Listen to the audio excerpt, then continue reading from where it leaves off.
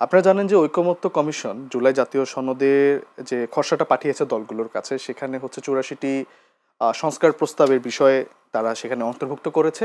এবং সেখানে আপনার এই ৮৪টি সংস্কার প্রস্তাব এটাকে যদি ইমপ্লিমেন্ট করতে হয়, তাহলে বর্তমানে যে সংবিধান আছে, সংবিধানের ৬২ থেকে ৬৫টা অনুচ্ছেদকে আপনার হচ্ছে সংশোধন করতে হবে। এবং সংবিধানের যে ১১টি চ্যাপ্টার আছে, ১১টি চ্যাপ্টারের হচ্ছে প্রতিটি চ্যাপ্টারে মেজর এবং মাইনর চেঞ্জ হবে। তো সেই ক্ষেত্রে আপনার সাংবিধানিক যে আইনি জটিলতা আছে, আপনি যখন সংবিধান পরিবর্তনের কথা বলছেন, সংবিধানের পার্টিকুলার সেকশনগুলো, অনুচ্ছেদগুলো পরিবর্তনের কথা বলছেন, সেক্ষেত্রে অবশ্যই আপনার এটা মাথায় রাখতে হবে সংবিধানের সাথে এগুলো সামঞ্জস্যপূর্ণ কিনা। কারণ আমরা জানি সংবিধান হচ্ছে একটি দেশের সবচেয়ে বড় আইন, এবং একটি বড় আইনের সাথে যখন আপনি নতুন আইন নিয়ে আসছেন, নতুন ধারা নিয়ে আসছেন, যেটা বর্তমান সংবিধানের সাথে সাংঘর্ষিক, যেটা বর্তমান সংবিধানের সাথে সামঞ্জস্যপূর্ণ নয়, সেটা কিন্তু ওই বর্তমান সংবিধানের কষ্টি পাথরেই কিন্তু অযোগ্য হয়ে যাবে এবং ইমপ্লিমেন্টেশনের জায়গাটা তখন প্রশ্নবিদ্ধ হবে। তো সেই জায়গায় আপনার জুলাই সনদের বাস্তবিক ভিত্তি তৈরি করার জন্য, প্রপার ইমপ্লিমেন্টেশন মেকানিজমটা তৈরি করার জন্য আমরা যেটা চাচ্ছি গণপরিষদ নির্বাচন।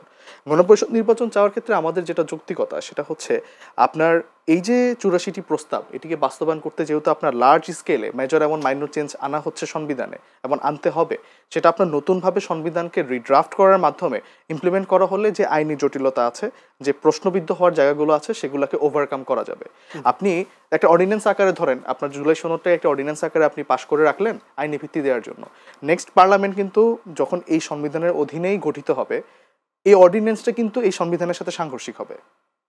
আপনি যে কোনোভাবে আইনিভাবে যদি এটাকে বিশ্লেষণ করেন, সংবিধানের সাথে যখন এই অর্ডিন্যান্সটা সাংঘর্ষিক, যখন এই সংস্কার প্রস্তাবগুলো নির্বাচন হোক, বিচার ব্যবস্থা হোক, সংবিধানের সাথে হোক, তারপর দুদক এবং সংস্কার কমিশনের যে বিষয়গুলো, এগুলো কিন্তু সংবিধানের সাথে যখন সরাসরি সাংঘর্ষিক হবে, তখন তার আইনি ভিত্তি নিয়ে একটা জটিলতা তৈরি হবে। সেক্ষেত্রে তো জুলাই ঘোষণাপত্রে আমরা এটাও শুনেছি নির্বাচিত সরকার এই জুলাই সনদের যে দাবিগুলো আছে, যে সংস্কারগুলো আছে, সেগুলো করার তাদের এখতিয়ার, এরকম একটি কথা না, এটা ছিল না জুলাই ঘোষণাপত্র। যেটা ছিল যে হচ্ছে জুলাই ঘোষণাপত্রটি নির্বাচিত সরকারের মাধ্যমে পরবর্তী সংসদে সংবিধান সংশোধনক্রমে তফসিলে অন্তর্ভুক্ত হবে, এই কথাটি বলা ছিল।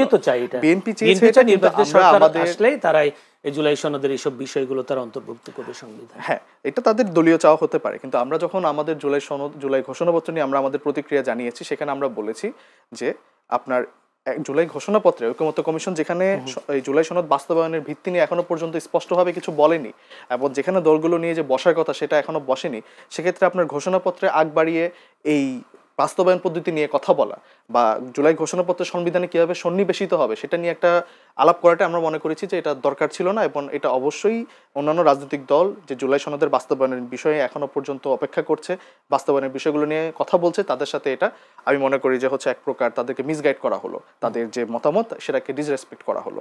তো সেই জায়গাটা অবশ্যই এখানে পয়েন্ট অফ ডিফারেন্স আছে।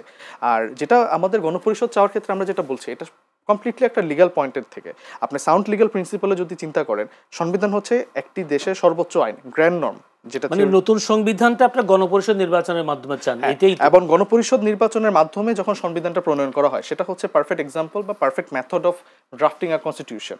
তো সেই জায়গাটা আমরা সবসময় গুরুত্ব দিয়ে আসছি। এবং এইটা ফেব্রুয়ারির যে নির্বাচন, সেই নির্বাচনকে আমরা এটা আগেও বলেছি যে এটা গণপরিষদ প্লাস সংসদ নির্বাচন দুটো একসাথে ফাংশন করতে পারে। আপনার এর আগেও এক্সাম্পল আছে, নেপালে এরকম এক্সাম্পল আছে যে পার্লামেন্টারি ইলেকশন, সেখান থেকে যারা নির্বাচিত হয়ে আসছেন তারা গণপরিষদ প্লাস পার্লামেন্ট আকারে কাজ করেছেন।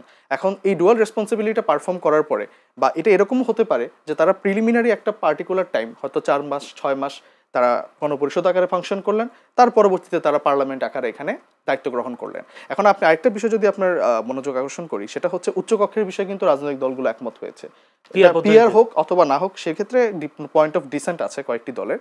বাট এই যে উচ্চকক্ষের বিষয়ে আপনি একমত হলেন, নির্বাচনী সংস্কারের বিষয়ে আপনি একমত হলেন অন্যান্য দলগুলো, সেটা যখন এই সংবিধানে যখন এই বর্তমান এক্সিস্টিং অনুচ্ছেদগুলো বর্তমানে এখানে বহাল আছে, সেক্ষেত্রে আপনি এই নির্বাচনী সংস্কার অথবা উচ্চকক্ষের প্রতিষ্ঠাটা কিভাবে করবেন? আপনাকে অবশ্যই সংবিধানের সংশোধনী আনতে হবে, এবং সেক্ষেত্রে অবশ্যই সেখানে গণপরিষদের মাধ্যমে যদি এটা আপনি আগে বাস্তবায়ন করেন, পার্লামেন্টের ইলেকশনে সেটাকে ইমপ্লিমেন্ট করার ক্ষেত্রে আপনার কোনো বাধা থাকবে না। সেক্ষেত্রে আপনাদেরকে জুলাই সনদের বিষয়টি কি মানে একেবারে নিশ্চিত হয়ে গেছে কিনা? এবারের নির্বাচন কি 400 আসনে হচ্ছে নাকি 300 আসনে হচ্ছে? না, এইটা আসন কেন্দ্রিকভাবে এখনো এটা জুলাই সনদে আসেনি এই আলাপটা, এবং বর্তমানে আমরা যেটা দেখছি যে হয়তো 300 আসনের নির্বাচনটা হবে। ধন্যবাদ।